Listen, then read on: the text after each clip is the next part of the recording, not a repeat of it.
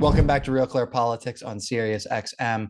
I'm Philip Wegmann, RCP White House reporter, and I'm joined now by South Carolina Senator Tim Scott, the Republican chairman of the Senate Banking Committee, the author of the new book, One Nation Always Under God, Profiles in Christian Courage.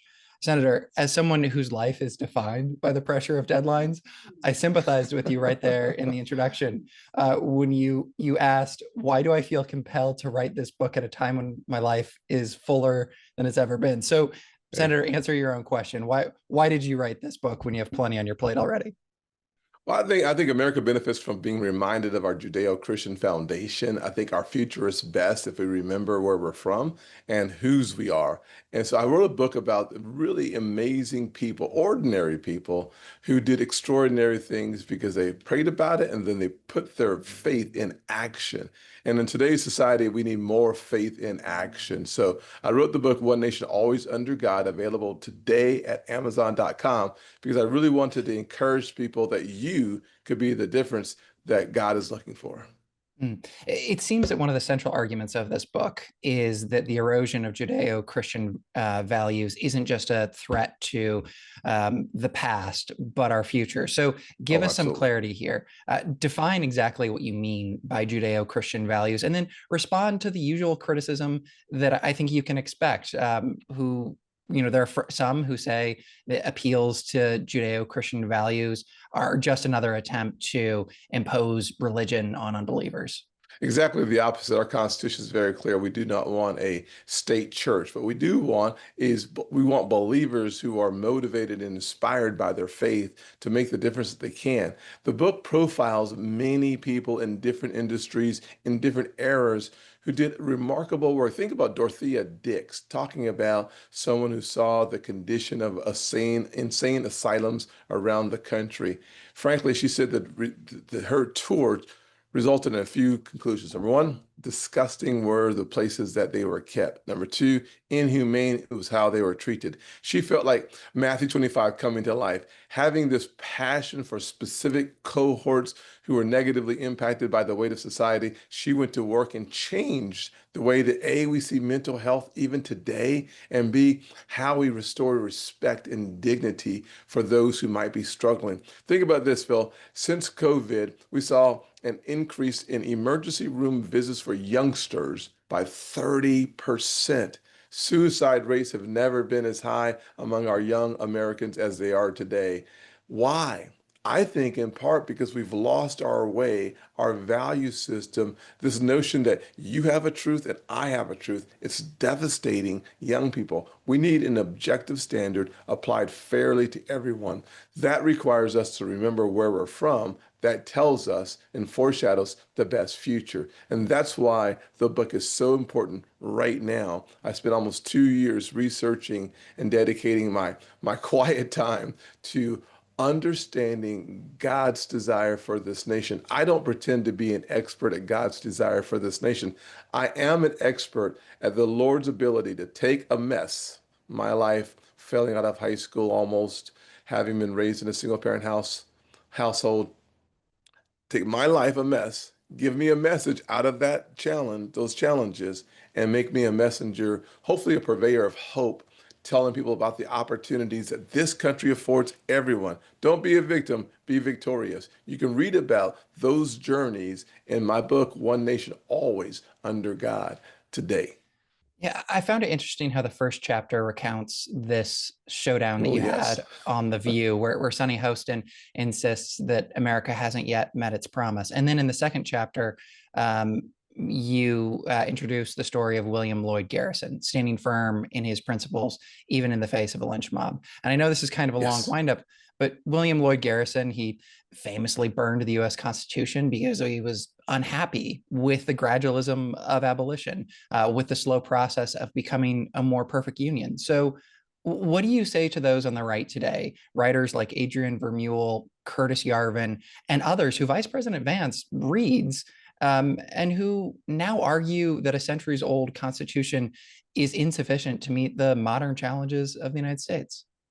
You know, the beauty of everyone that you read in the Bible, from David to Abraham to Moses, even Paul. These are very flawed individuals called by God to do extraordinary things. The one thing I can tell you about William Lloyd Garrison, and frankly, it points back to our Constitution, our birth certificate, our Declaration of Independence, our foundational documents, in other words. One of the things that you'll find very quickly is that our documents have stood the test of time for a reason. Why?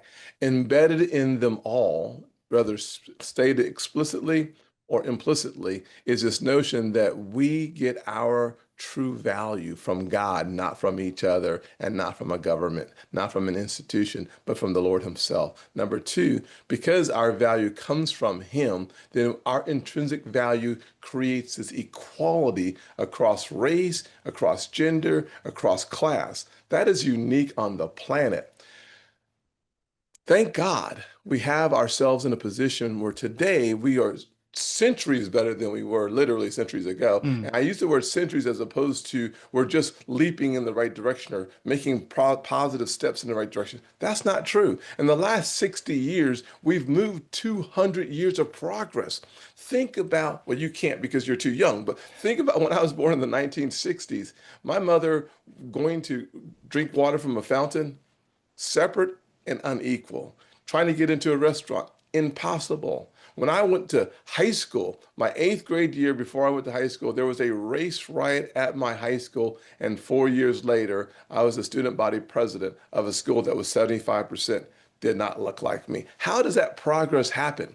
It's because the Lord Almighty, working through the human heart, changes us so dramatically that it is undeniable, and that is good news for our future if we adhere to the biblical principles that has brought so much change in so little time. The closer we adhere to those scriptures and to those principles, the more likely we are to have tremendous success, and more importantly, to have a significant impact beyond our borders throughout the world. So it sounds like you believe that those Judeo-Christian values embedded in founding documents are more than sufficient for today's Oh, challenges. they are the only thing that has proven more than sufficient. Listen, I'm a big believer in Ephesians 3:20 that God is able to do exceedingly abundantly above all that we ask or imagine. But more importantly, let's take that scripture and make it practical. When I stand up and say that we should defend the police, not defund the police, it's because I have a lived experience of being on both sides of that equation.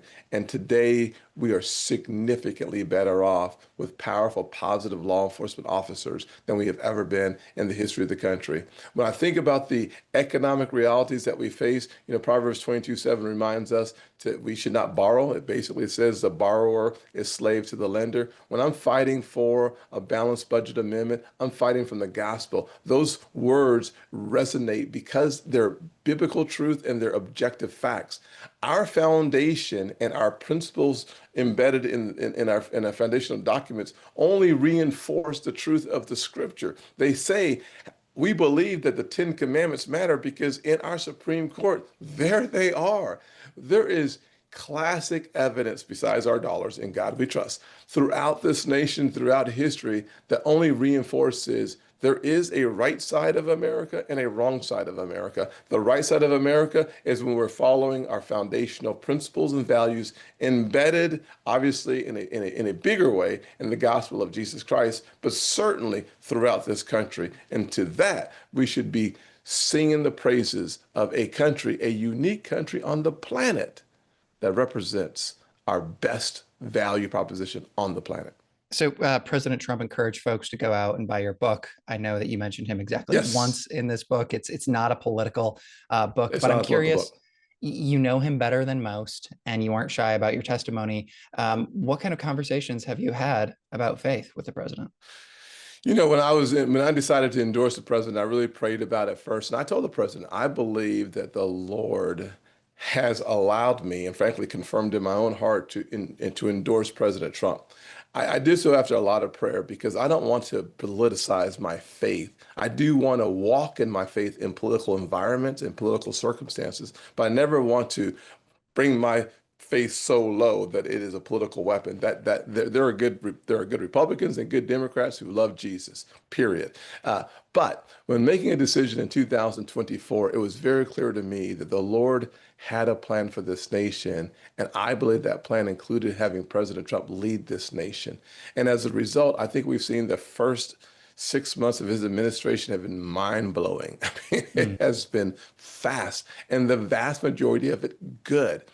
As a result, we should celebrate the fact that we can have our hand in the process of making change a reality for Americans. I wanted to ask you about this. Those 6 months, I looked at the president's Yes, schedule. He's been to church once.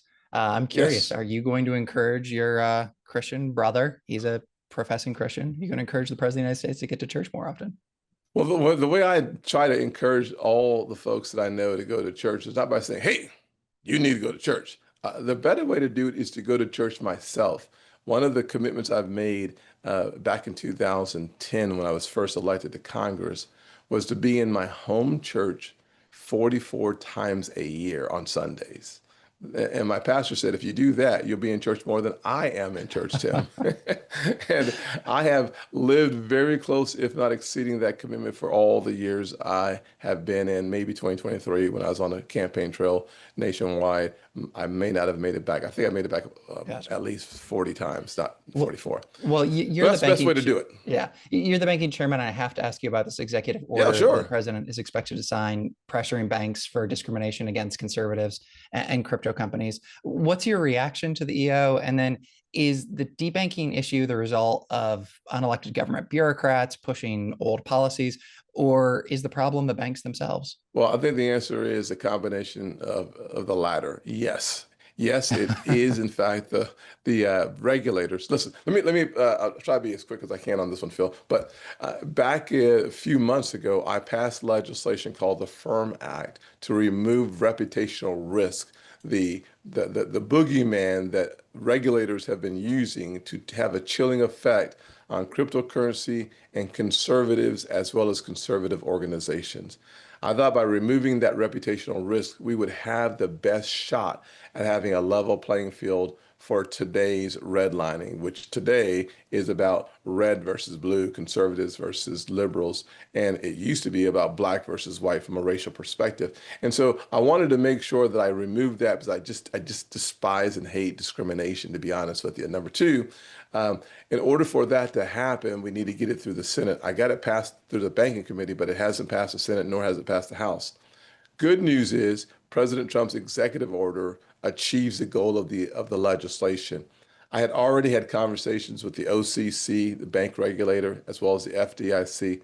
Both have already removed the reputational risk. President Trump puts steroids on this conversation, and for really good reasons. If you think about Choke Point 1.0, which was the first iteration of debanking, it focused on oil and gas companies as well as gun manufacturers. Choke Point 2.0 focuses much about conservatives, individuals, organizations, and the cryptocurrency sector of our economy, probably the fastest growing sector of our financial footprint. Eliminating reputational risk makes those banks make better decisions. And frankly, we can now hold the banks accountable for whether or not they're actually discriminating against conservatives or not. Here's my hunch. My hunch is based on the Georgia election law, if you remember back to 2021. The banks, Bank of America, big companies, Delta, Coca-Cola, came out in opposition to the law before apparently reading the law, because the law led to the largest increase in turnout of African Americans ever, allowed for early voting, souls to the polls on Sundays. I mean, it was a tremendously successful law, and banks came out of it because the liberal orthodoxy said this must be bad and racist. It wasn't. That's why I came out for the law. And as a result, I asked Bank of America, many of these institutions, what didn't you like about the law? Well, they stuttered and blubbered and had no answers because they hadn't read the law. And so that orthodoxy seems to be closer to the banks, not just about the regulators. And so I'm really pleased about the executive order. You mentioned crypto, and I've got to ask you about President Trump, who's made more than $1 billion in the cryptocurrency space since returning to the White House and also promoting crypto and the industry. Do you see any conflict of interest there?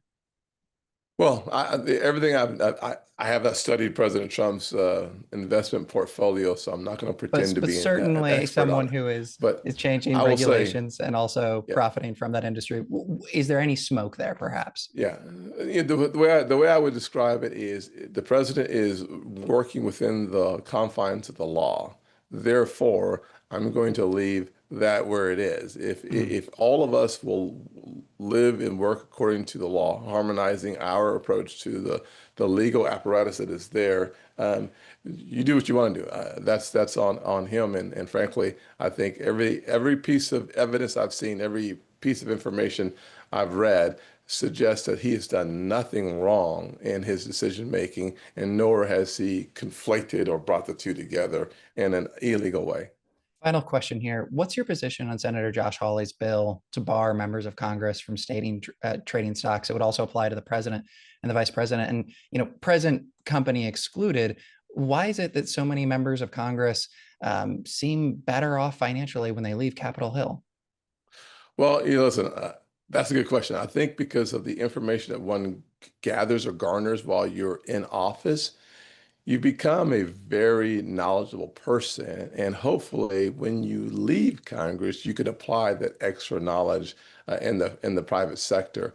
I will just say on Hawley's bill itself, I oppose the bill. If you start saying you can't own, I mean, the way that the bill is written, if you are a farmer, you literally can't use your crop in the derivatives market, frankly, as I think is how it was explained to me. It is so punitive that it would not work, number one. Number two, I'm a guy that believes that you should be able to invest. I think you should be prudent in your investments, but there is no question that if you start limiting access to the stock market and to investing overall, you then limit the ability of everyday Americans to become members of Congress or the Senate. Only the rich will be able to make the decision. They'll just put theirs in a blind trust. For those of us who are trading under $1,000 a day, trust me, you don't get rich doing it that way. I will say that I believe that it is important for us to have more modern Americans, everyday Americans, blue collar Americans,